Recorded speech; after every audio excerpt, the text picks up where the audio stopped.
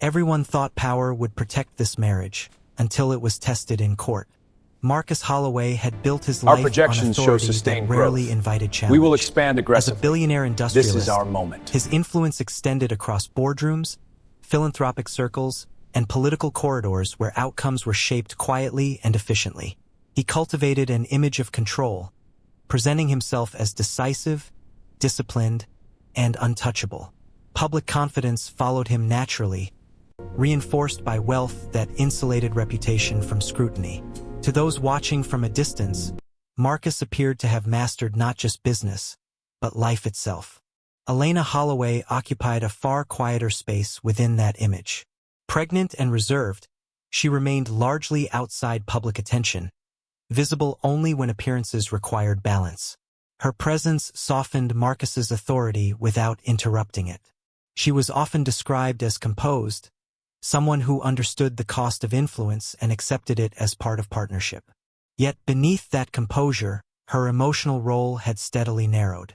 Decisions were made around her rather than with her, and silence increasingly replaced consideration. Pregnancy did not elevate her standing. It complicated it. Their marriage was viewed publicly as strategic and elite, a union that reinforced status rather than tested it. Social circles admired the symmetry. Power paired with poise, wealth paired with discretion. The relationship appeared efficient, aligned, and resistant to disruption. Appearances were carefully managed, interactions measured, and distance interpreted as sophistication. The assumption was simple: relationships forged at that level operate differently, protected by resources that cushion friction. Wealth masked imbalance and control with remarkable effectiveness. Privilege softened perceptions, allowing dismissiveness to pass as detachment and absence to pass as focus. Marcus's authority extended naturally into the marriage, shaping routines and expectations without open conflict. Elena's needs were acknowledged selectively, prioritized only when they aligned with convenience. The imbalance did not announce itself loudly. It embedded quietly, sustained by comfort and habit. Pregnancy altered that dynamic subtly but decisively. Instead of strengthening the bond, it reframed Elena's presence as a liability within Marcus's controlled environment. Unpredictability unsettled him. Vulnerability felt disruptive. The future, now embodied rather than theoretical, introduced variables he could not optimize. Rather than adjusting, he withdrew further, treating emotional complexity as inefficiency. Pregnancy became something to manage rather than share. Early emotional neglect hid easily behind privilege. Missed moments were justified by schedule. Emotional absence was reframed as responsibility. Elena adapted quietly, assuming patience would restore equilibrium. She believed partnership required endurance, especially during periods of expansion and pressure. Her restraint reinforced the illusion that everything remained intact. Silence preserved appearance, even as connection eroded. Public confidence continued to rise while private dismissal deepened.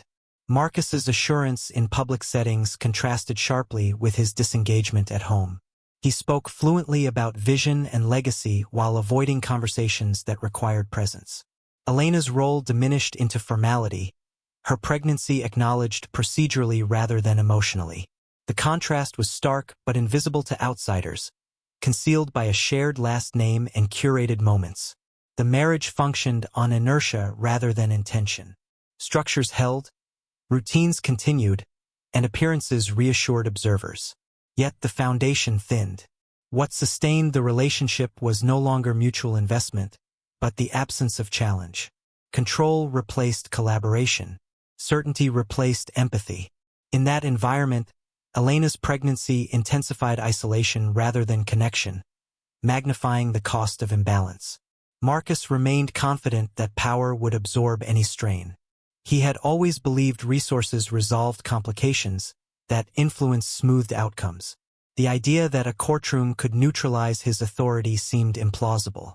Legal processes, he assumed, were extensions of negotiation, arenas where preparation and leverage prevailed. He underestimated the difference between influence and accountability. Elena sensed the shift long before it became visible. Her understanding of the marriage changed quietly, shaped by absence rather than argument. She recognized that power had begun substituting for care, and that appearances were being preserved at her expense. Pregnancy sharpened awareness, clarifying stakes that could no longer be ignored. The future required more than image. It required recognition. As separation approached, the imbalance hardened. Marcus's confidence did not waver. It intensified. He prepared for proceedings with the same detachment he applied to business disputes, framing the situation as transactional rather than relational. Elena, meanwhile, carried both vulnerability and restraint into a space that demanded visibility. The marriage that once seemed protected by power was about to be tested by a setting indifferent to image. What Marcus didn't expect was that the courtroom would strip power away completely. This wasn't a divorce, it was a denial. The separation did not arrive with public scandal or explosive revelation. There were no leaks, no tabloid headlines, no dramatic exits designed for attention. On the surface, the breakdown of Marcus and Elena Holloway's marriage appeared procedural, almost clinical. Paperwork replaced conversation. Timelines replaced memory. The absence of noise created the illusion of civility, but beneath that quiet, the conflict hardened into something far more severe. Marcus chose legal dominance over reconciliation early, framing the separation as an issue of structure rather than responsibility. To him, the courtroom represented familiarity. It was a controlled environment governed by rules he understood, one where preparation, resources, and strategy often determined outcomes. Emotional complexity had no standing there. He believed the law would translate distance into legitimacy, transforming personal withdrawal into formal resolution. In that calculation, reconciliation felt unnecessary, even inefficient. Elena was forced into court while pregnant, a position she had not sought and could not postpone. The timing intensified every vulnerability. Legal schedules do not adjust for emotional readiness, and pregnancy offered no exemption from procedure. What had once been a private imbalance now required public articulation. Elena entered a space designed for argument, not empathy, carrying a reality that could not be abstracted. The environment demanded composure while amplifying exposure. Legal framing quickly replaced emotional responsibility. Language narrowed experience into claims and counters, obligations and denials. Marcus relied on this narrowing, confident that precision would erase context. He positioned the separation as inevitable, emphasizing technicalities over history. The law allowed him to speak without acknowledging presence, to assert without recognizing consequence. In doing so, he reduced a shared life to a series of disputable facts. Power was used to silence rather than resolve. Marcus's resources assembled a narrative that minimized engagement and maximized distance. Each filing reinforced the same message: detachment framed as necessity. He avoided personal acknowledgement, letting representation speak in his place. Silence became strategy again, this time reinforced by procedure. Control disguised itself as compliance, allowing him to remain absent while appearing cooperative. Elena felt the shift immediately. The court did not recognize context unless it was asserted, and assertion required exposure. She understood that remaining quiet would allow Marcus's version to stand uncontested. Yet speaking meant entering a space that rewarded detachment and penalized vulnerability. Pregnancy complicated that choice, heightening the cost of every decision. She chose restraint, not because she lacked voice, but because she understood the weight of it. The legal battlefield intensified imbalance. Marcus arrived prepared, composed, and insulated. Elena arrived grounded but exposed.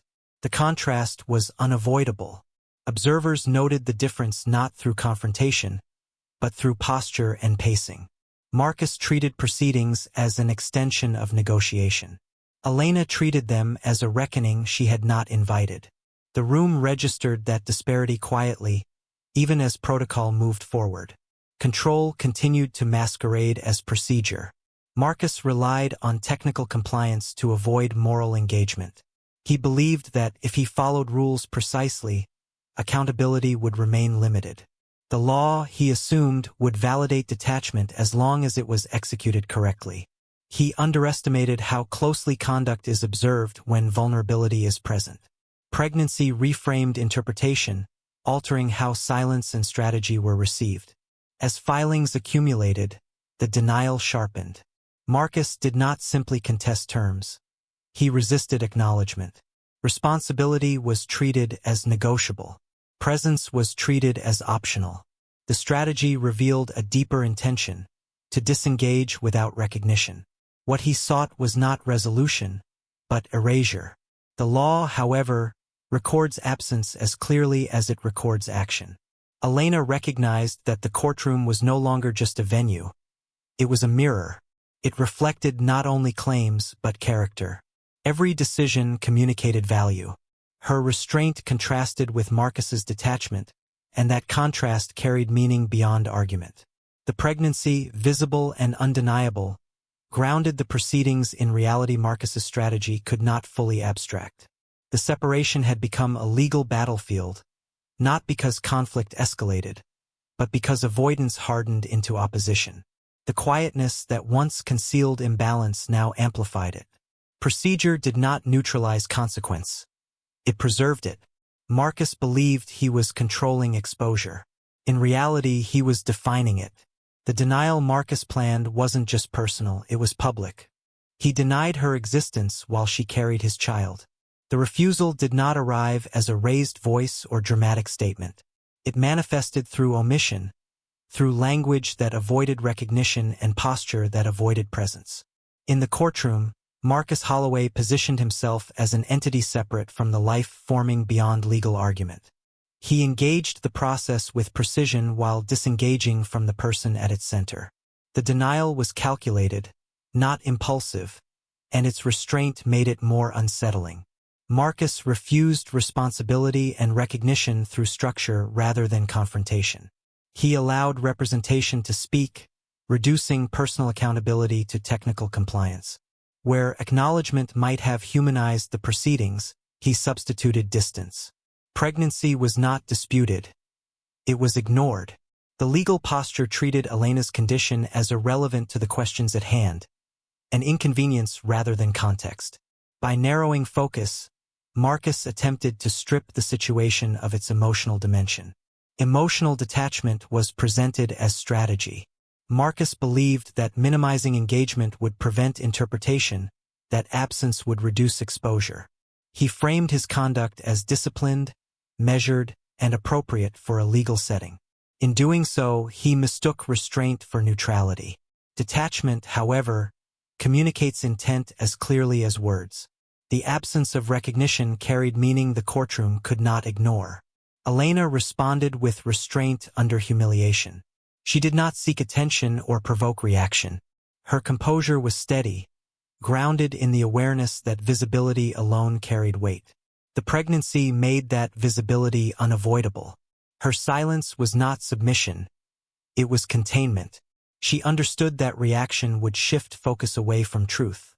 By remaining composed, she allowed the contrast to speak. Observers sensed imbalance immediately.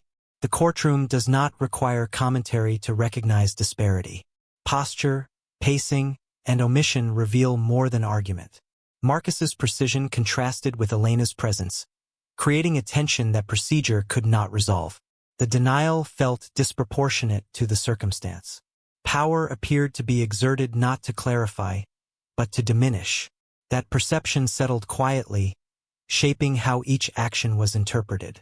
Power attempted to override humanity through protocol. Marcus relied on the assumption that adherence to rules would neutralize moral evaluation. He believed that if the process remained orderly, the substance would remain abstract. Yet the presence of pregnancy altered the lens through which everything was viewed. Humanity entered the room without speaking. The law observes conduct as closely as it observes claims, and conduct carries consequence.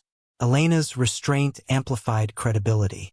By not contesting Marcus's posture emotionally, she allowed it to stand exposed. The denial did not need to be challenged to be understood. It revealed itself through repetition, through consistent avoidance of acknowledgement. Each moment of omission reinforced the same message. Disengagement framed as legitimacy. The message did not persuade. It unsettled. The courtroom's attention sharpened. Judges and observers are trained to distinguish between compliance and integrity. Marcus's strategy satisfied the former while undermining the latter. The pregnancy reframed responsibility as unavoidable, making denial appear deliberate rather than procedural. The contrast between what was present and what was refused created a narrative no filing could correct. Marcus remained confident that control would prevail. He interpreted silence as advantage, believing the absence of emotional display preserved authority. He did not recognize that the courtroom registers restraint differently when vulnerability is present. The same silence that protects in negotiation exposes in judgment. The environment shifted subtly, not against him overtly, but away from his assumptions. Elena remained still, her composure anchoring the room. The denial did not provoke her, but it clarified stakes. She understood that acknowledgement withheld carries its own record. The law does not forget omission. It documents it. The denial Marcus relied on was being observed, evaluated, and contextualized beyond his control. The atmosphere changed as recognition replaced neutrality. The courtroom did not react, but it recalibrated. Marcus's posture no longer appeared efficient. It appeared evasive. The pregnancy, visible and undeniable, grounded proceedings in consequence. The attempt to abstract responsibility failed quietly, without announcement. What Marcus did not realize was that the denial had become evidence. Not of fact, but of character. The refusal to acknowledge did not erase connection. It defined it. The courtroom watched, not to intervene immediately, but to understand. Each moment of detachment added clarity rather than distance. The imbalance Marcus created could not be corrected through further silence. The strategy that once preserved control now highlighted absence. The law does not require empathy, but it recognizes when it is absent. That recognition shaped what followed, even as proceedings continued without disruption. But the courtroom was watching more closely than Marcus realized. For the first time, Marcus wasn't the most powerful person in the room. The shift did not announce itself with raised voices or visible challenge. It arrived quietly, through posture and pacing, through the way the judge listened without interruption and spoke without deference. The courtroom had absorbed Marcus's confidence without reacting to it. Money, which usually bent atmospheres, met a setting designed to resist it. Authority changed hands not through confrontation, but through attention. The judge focused on conduct rather than wealth, returning repeatedly to what had been done and what had been refused. Legal language, precise and unemotional, framed questions that Marcus's strategy could not soften. The court did not ask him to feel, it asked him to account. The distinction mattered.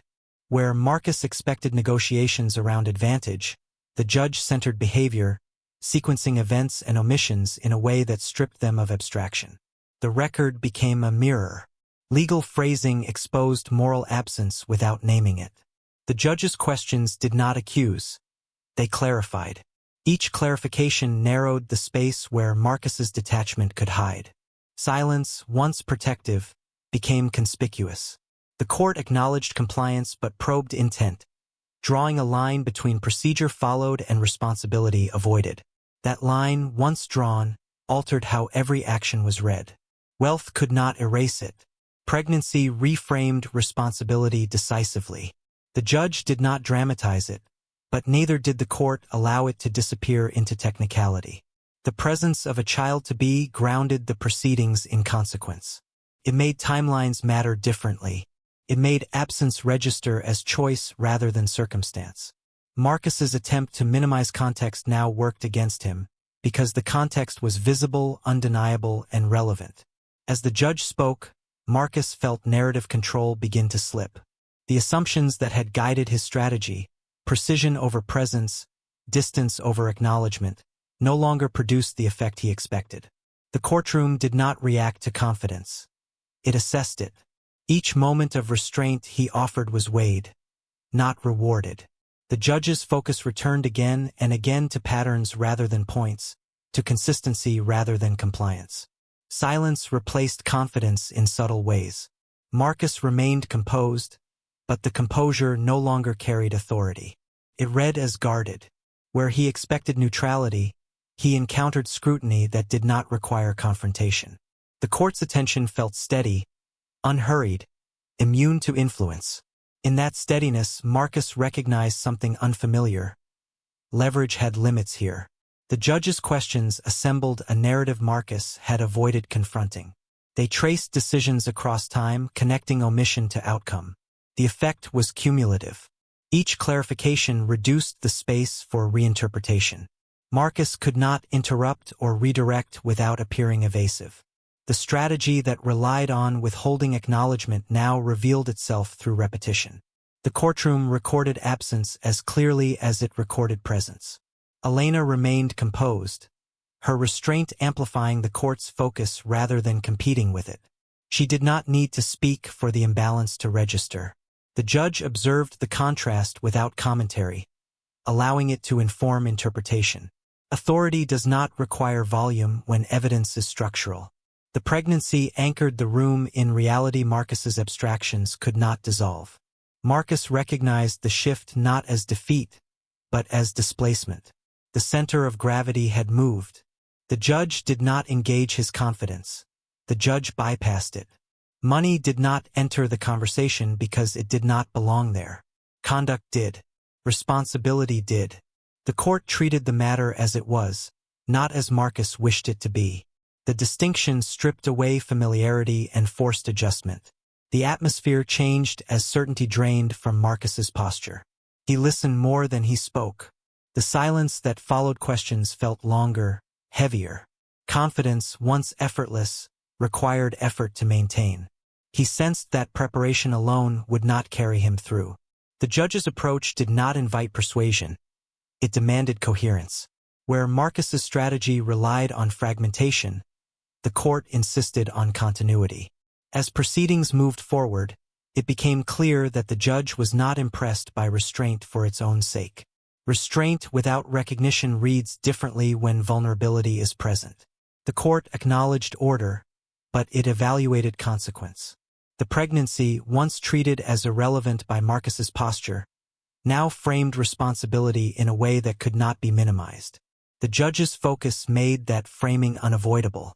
Marcus understood then that power had not vanished. It had been redefined. The courtroom was not hostile, but it was impermeable. Influence that operates through assumption fails in spaces that operate through record. The judge's authority rested not on reaction, but on process that refused to bend. That refusal recalibrated everything. The moment did not end with a declaration. It settled into awareness. Marcus realized he was no longer steering the narrative. He was responding to it. The confidence he had brought into the room no longer set the terms. The judge had looked past the money, past the posture, and into the pattern. Then the verdict began, and everything changed. The verdict didn't shout, it froze him. The courtroom remained composed as the ruling was delivered, its tone measured and procedural, yet the impact was unmistakable. This was not a dramatic reversal designed for reaction. It was a methodical conclusion built from record, conduct, and consequence. Marcus Holloway felt the shift immediately, not as shock, but as recognition. The strategy he had relied on, distance, denial, and procedural restraint, had reached its limit. The court ruling favored accountability without embellishment. It did not accuse or editorialize. It established responsibility where avoidance had been practiced, linking omission to outcome with precision. The law did not frame the decision as punishment. It framed it as correction. The clarity of that framing removed any space for reinterpretation. Marcus understood that the verdict was not about winning or losing. It was about exposure through structure. Denial was legally dismantled piece by piece. The posture Marcus had maintained, acknowledging process while refusing presence, no longer held weight. The ruling documented absence as a choice rather than a circumstance. Where he had sought to narrow relevance, the court widened it. Pregnancy, once treated as peripheral, was placed firmly within context. Responsibility could not be segmented. The law integrated what Marcus had attempted to separate. Public exposure followed not through spectacle, but through permanence. The record spoke with authority that commentary could not dilute. Observers did not need interpretation. The ruling clarified intent and impact on its own. The courtroom did not react audibly, but the stillness carried consequence.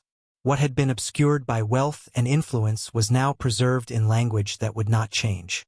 The exposure did not escalate. It settled. Power was neutralized by record. Marcus recognized the difference immediately. Influence thrives on flexibility. Records thrive on accuracy. The ruling did not engage his confidence or respond to his posture. It documented it. Once documented, power loses its ability to negotiate meaning. The permanence of that realization tightened the room. Marcus felt it as a loss of movement, the sensation of options narrowing irreversibly. He confronted the consequence internally before it registered externally. The verdict did not require acknowledgement to be effective. It recalibrated how his actions would be understood going forward.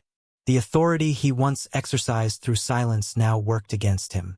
Silence after record reads differently than silence before it. The distinction mattered. He understood that the absence he had chosen was now defined, no longer ambiguous or negotiable. The ruling reframed the narrative Marcus had constructed. What he believed was restraint was recorded as refusal. What he believed was efficiency was recorded as disengagement. The law did not judge intent emotionally.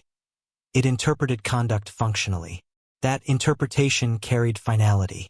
Marcus's composure held, but its meaning shifted. It no longer suggested control. It suggested containment. Elena remained composed as well, though the ruling altered nothing about her posture. Her restraint had already communicated stability. The verdict validated context without requiring reaction. She did not appear vindicated or relieved. She appeared aligned. The law had articulated what her silence had allowed to stand. Accountability had been established without performance. Marcus realized then that the verdict did not resolve the matter. It redefined it. The outcome did not close the story. It fixed it in place. The consequences would extend beyond the courtroom, influencing perception without requiring explanation. The authority of the ruling would travel where influence could not follow. The record would speak when he could not. The freezing sensation was not fear. It was permanence. The understanding that what had been decided would not soften with time. There would be no reinterpretation that restored ambiguity. The law had replaced uncertainty with clarity, and clarity carries weight. Marcus felt the weight settle, unmovable and exact. As the proceedings concluded, the atmosphere remained restrained. There was no eruption, no visible triumph or defeat. The absence of reaction underscored the ruling's authority. This was not a moment for spectacle. It was a moment for consequence. The stillness did not signal indifference. It signaled completion. Marcus recognized that the strategy he had trusted had not failed suddenly. It had failed predictably. The law does not respond to posture. It responds to pattern. The pattern had been recorded. The verdict had not surprised him so much as confirmed what he had resisted acknowledging. Control without recognition cannot endure scrutiny designed for record. The courtroom moved on, but Marcus did not. The ruling followed him not as memory, but as reference. Every future explanation would now exist in relation to it. The power he once exercised through avoidance was gone, replaced by an outcome he could not redirect. The verdict had stopped him cold because it left no room for reinterpretation. But the verdict wasn't the end, it was the beginning.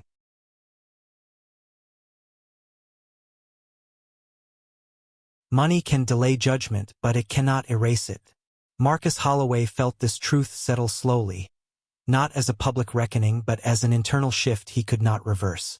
The verdict had recalibrated the environment around him, altering how silence was interpreted and how authority functioned.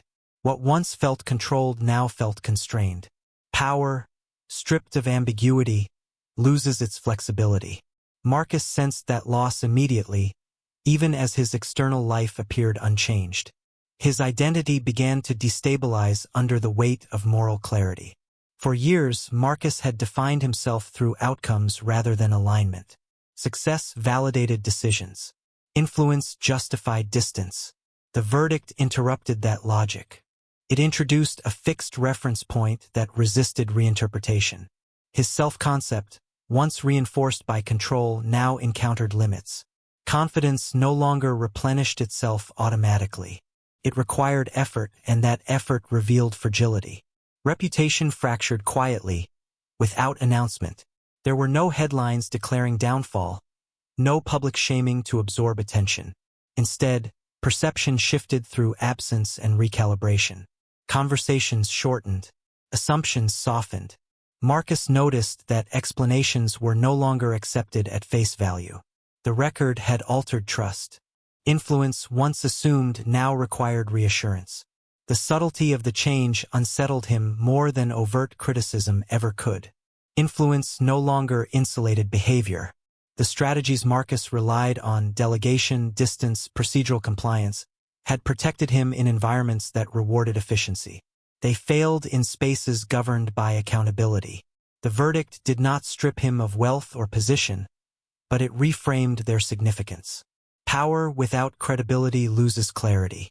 Marcus recognized that influence now traveled with context he could not control. An internal collapse replaced confidence gradually. The certainty that once anchored his decisions thinned into calculation. He second-guessed explanations before offering them. Silence no longer felt neutral. It felt loaded. The composure he maintained required vigilance. Without realizing it, Marcus had begun managing perception rather than leading. That inversion marked the collapse of identity he had avoided confronting. Avoidance stopped working. The strategies that had insulated him from discomfort now amplified it. Reflection pressed in during moments he could not occupy with structure. The narrative he had rehearsed lost coherence when measured against consequence. Marcus realized that avoidance had not prevented judgment. It had deferred it. The judgment, once delayed, had arrived internally with greater force. The moral weight of the situation did not accuse him, clarified him. The absence of emotional confrontation made the reckoning unavoidable. Without external conflict to resist, Marcus confronted the implications of his choices directly. The verdict had not forced remorse. It had made denial unsustainable. He understood that control without empathy fractures under scrutiny designed to record rather than persuade. Power failed because it could not adapt to accountability. Marcus had mastered environments where leverage shaped outcomes. He had not prepared for spaces where conduct defined meaning. The moral weight of the verdict altered his orientation. Authority no longer guaranteed insulation. Silence no longer suggested strength. The realization restructured his understanding of influence itself. Marcus attempted to reassert equilibrium through routine. He increased engagement where it felt safe and reduced exposure where it did not. The effort preserved appearance but intensified exhaustion. Control required constant reinforcement now. The difference between maintenance and mastery became clear. Mastery simplifies. Maintenance drains. Marcus felt the drain. The verdict lingered not as memory, but as reference. Every decision now existed in relation to it. The authority he once exercised through absence was gone. In its place stood accountability that did not require enforcement to remain effective. The law had done its work. What remained was adaptation or collapse. Marcus sensed that the reckoning was incomplete. The moral weight he carried had not yet resolved into understanding. The process he relied on to manage consequence could not absorb transformation. The identity he had constructed no longer aligned with the reality he faced. Something had to change. He did not yet know what. Meanwhile, Elena was becoming something he never anticipated. Some verdicts judge more than law, they judge character. The courtroom had completed its formal role, but its deeper function lingered long after proceedings ended. What had unfolded there was not merely a legal resolution. It was a revelation. The space that once amplified Marcus Holloway's authority had instead reflected it back to him, stripped of influence and insulated advantage. The verdict closed a case, but it opened a truth that could not be appealed. The courtroom functioned as a moral mirror precisely because it was indifferent to image. It did not respond to confidence or yield to reputation. It observed, recorded, and clarified. In doing so, it revealed patterns Marcus had relied on remaining invisible. Silence, omission, and distance had once been effective tools. In that room, they became identifiers. The law did not speculate about intent. It documented behavior. That documentation transformed personal choice into permanent record.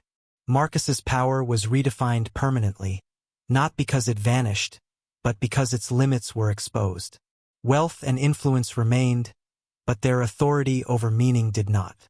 The courtroom demonstrated that power without empathy loses coherence when placed under scrutiny designed to measure conduct rather than outcome. Marcus had mastered environments where leverage dictated resolution. He had failed to recognize that accountability environments operate differently. The distinction altered how his authority would be understood going forward. The verdict did not humiliate him publicly, but it repositioned him privately. He could no longer interpret his past actions as disciplined restraint without confronting their consequences. The law had translated absence into definition. That translation was irreversible. Power that depends on ambiguity collapses when clarity arrives. Marcus carried that clarity with him not as punishment, but as reference.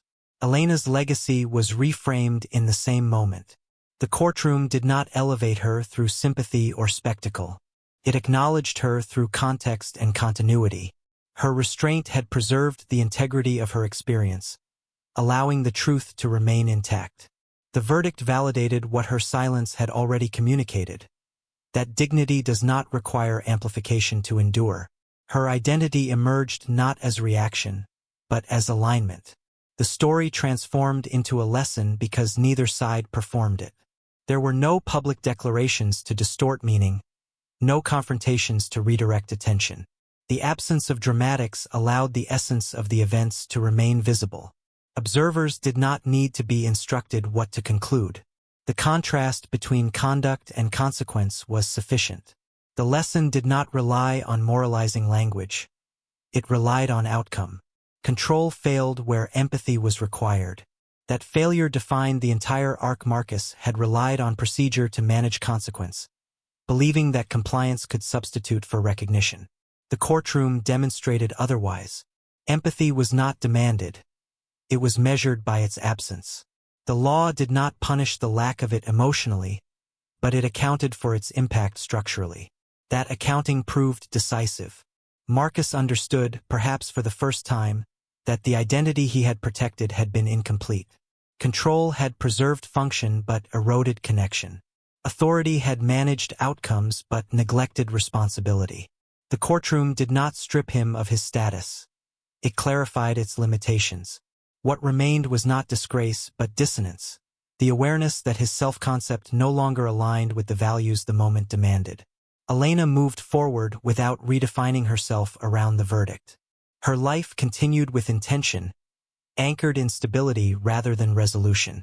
The legacy she carried was not one of victory, but of authorship. She had allowed the truth to stand without distortion, trusting coherence over confrontation. That trust reshaped how her story would be remembered. The courtroom closed, but its impact did not. For Marcus, the revelation followed him beyond the room, beyond the ruling, beyond the moment. It altered how silence would be interpreted, how absence would be recorded, how control would be measured. The mirror had done its work. It reflected not what he claimed to be, but what he had shown himself to be. Some verdicts resolve disputes. Others resolve illusions. This one resolved the illusion that power could substitute for presence, that procedure could replace responsibility. The law did not demand transformation, but it made avoidance impossible.